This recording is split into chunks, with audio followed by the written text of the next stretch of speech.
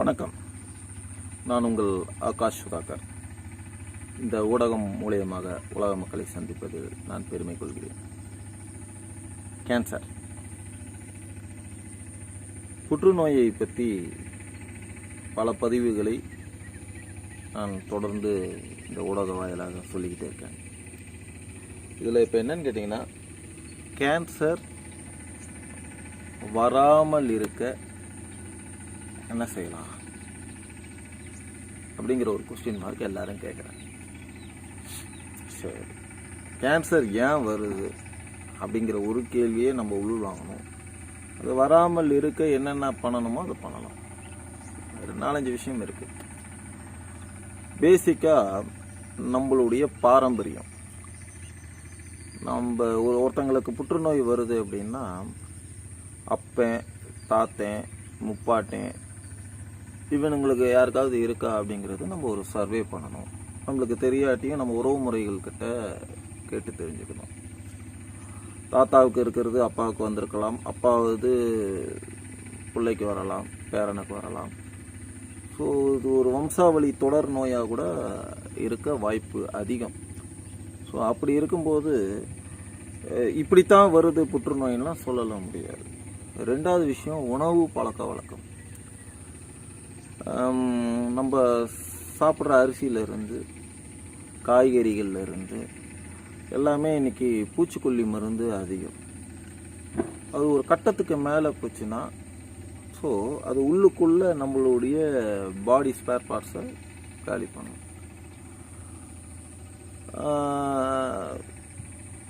ஒரு கோழி கிட்டத்தட்ட பார்த்திங்கன்னா காடில் ஆடி ஓடி வளர்கிற கோழியை கூட இன்றைக்கி ஆர்டிஃபிஷியலாக ஒரு 20 நாளில் பெருத்த கோழியாக உருவாக்கி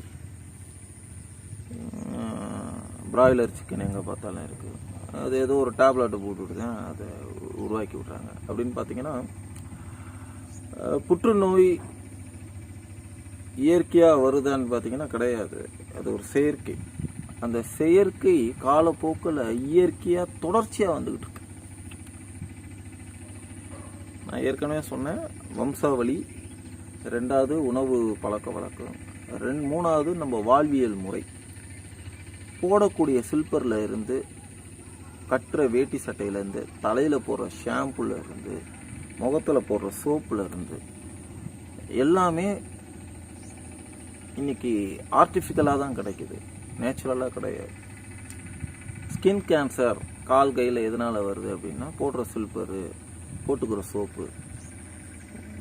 உடம்புல கேன்சரியா, அதை தான் பார்க்கணும். தோல் வியாதி, தோல் கேன்சர், தோல் புற்றுநோய் இதெல்லாம் எதில் வருதுன்னா உடை,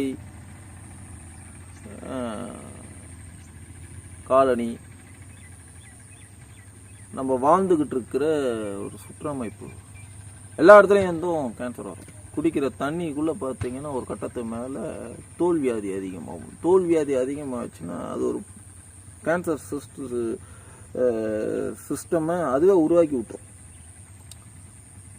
இந்த கல்பாக்கம் அனல் மின் நிலையம் அந்த சைட்லாம் போய் பார்த்தீங்கன்னா இயல்பாகவே நிறைய பேருக்கு தோல் வியாதி இருக்கும். அதில் பாதி பேர் கேன்சரில் தான் பாதிக்கப்பட்டிருப்பாங்க. இந்த புகை மூட்டம், நச்சு வாயு வெளியில் வர்ற கெமிக்கல் ஃபேக்ட்ரி பக்கத்தில் எல்லாம் வாழ்கிற மக்களை நீங்கள் போய் பார்த்தீங்கன்னா லங்ஸ் கேன்சர், இந்த வயிற்றுக்குள்ளே இருக்கிற நிறைய ஸ்பார் பார்ட்ஸ் அழுகி போய் அதுக்கு ஒரு பேர் வச்சுருப்பாங்க. ஸ்டமக் கேன்சரு, லங் கேன்சரு, அந்த கேன்சர், இந்த கேன்சர்னு தொடரும். அதுக்கு தான் சொன்னது உணவு முறை, வாழ்வியல் முறை, நம்மளுடைய வம்ச முறை. இது அவாய்ட் பண்ணிட்டு நம்ம வாழவே முடியாது சார், எப்படி சார்ன்னு நீங்கள் கேட்கலாம். உண்மைதான்.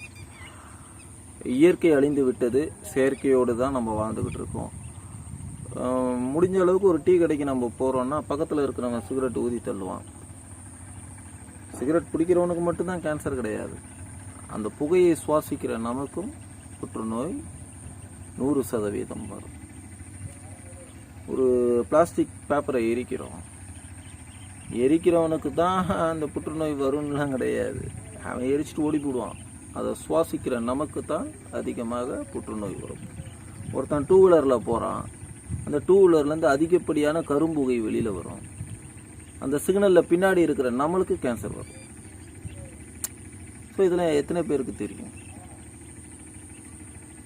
ஸோ இப்போ நான் எப்படியெல்லாம் வரும்னு நான் சொல்லிக்கிட்டு இருக்கேன் பார்த்தீங்களா? இதில் இருந்து நீங்கள் கொஞ்சம் கேராக இருந்தாலே போதும். நம்ம கொஞ்சம் மாடர்னாக இருக்கோம்னு நினச்சிக்கிட்டு எப்போ பார் செல்ஃபோனை நோண்டிக்கிட்டே இருப்போம். இந்த செல்ஃபோனை நோண்ட நோண்ட நோண்ட நோண்ட கையில் நம்ம கைங்கிறது இயற்கை. நம்ம வச்சுக்கிட்டு இருக்கிற அந்த சிஸ்டமேட்டிக் பார்த்தீங்கன்னா ஆர்டிஃபிஷியல், நேச்சுரல் கிடையாது. அதில் இருக்கிற ஒரு ரேடியேஷன் நம்மளுடைய செல்களே அழிக்கும். உடம்புல இரத்த சிகப்பு அணுக்கள், வெள்ளை அணுக்கள்னு இருக்குது.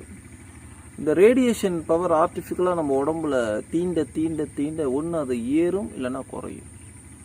உடம்புல சமநிலையில் இருக்கும்போது தான் நோய் எதிர்ப்பு சக்தி நம்மளுக்கு சமநிலையாக இருக்கும்.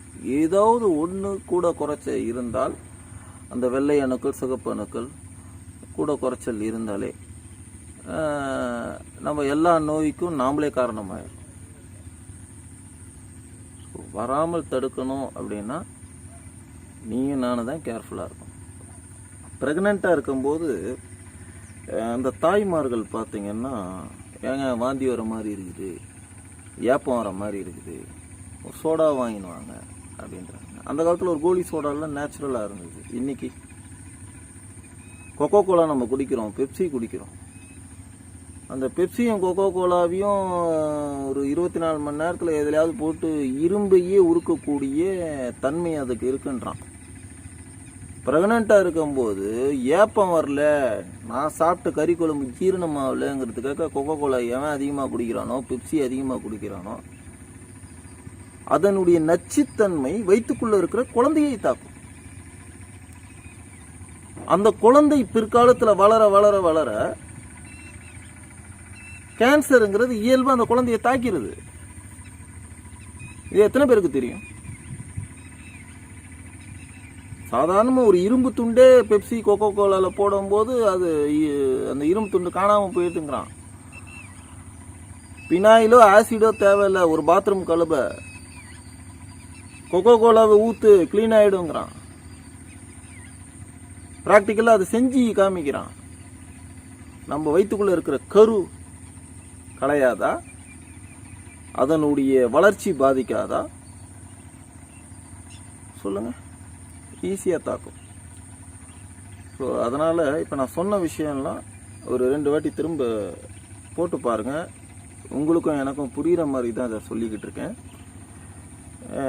ஒரு அறிவியல் பூர்வமான ஒரு உண்மையை யதார்த்தமாக உங்கள்கிட்ட ஷேர் பண்ணிக்கிட்டு இருக்கேன். இதை உள்வாங்குங்க. அதே மாதிரி சளி அதிகமாக நம்மளை பிடிக்கிற மாதிரியான காய்கறிகள், ஐஸ்கிரீம் வகைகள், கூல்ட்ரிங்க்ஸ் இதெல்லாம் மேக்ஸிமம் அவாய்ட் பண்ணுங்கள்.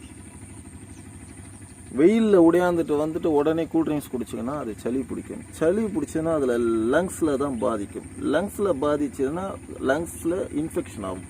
இன்ஃபெக்ஷன் ஆச்சுனாலே உங்களுடைய அந்த பாடியோடைய லாங்குவேஜ் ஆட்டோமேட்டிக்காக மாறும். ஸோ ஒரு கட்டத்தில் ஏதோ ஒரு விஷயத்தை நம்மளுக்கு உணர்த்தும். நம்ம தான் உஷாராகணும். அது ஆரம்ப கட்டத்திலே என்ன ஏதுன்னு பார்த்து தீக்கணும். இப்போ கேன்சர் வராமல் தடுப்பது எப்படி அப்படின்னா, இப்போ நான் சொல்லும் போதெல்லாம் நான் சொன்ன விஷயமெல்லாம் உங்களால் ஃபாலோ பண்ண முடியுமான்னு கேட்டிங்கன்னா சத்தியமாக நீங்கள் யாருமே ஃபாலோ பண்ண மாட்டீங்க. ஏன்னா நானும் பண்ணது கிடையாது, என்னை சுற்றி இருக்கிறவங்களும் பண்ணுறது கிடையாது. இதுக்கெல்லாம் ஒரு வரைமுறைப்படுத்தி நாம் தான் நம்ம உடம்பை பாதுகாக்கணும், நாம் தான் நம்ம சந்ததியை காப்பாற்றணும். ஸோ முன்னேறு எப்படி போவோமோ அதே மாதிரி தான் பின்னேறு போவோம். திரும்ப எனக்காக நான் பேசின இந்த வீடியோவை ஒரு 5 நிமிடம் ரிவைண்ட் பண்ணி திரும்ப பாருங்கள். பிடிச்சிருக்கும்னு நினைக்கிறேன். மீண்டும் ஒரு நல்ல பதிவில் சந்திப்போம். நன்றி.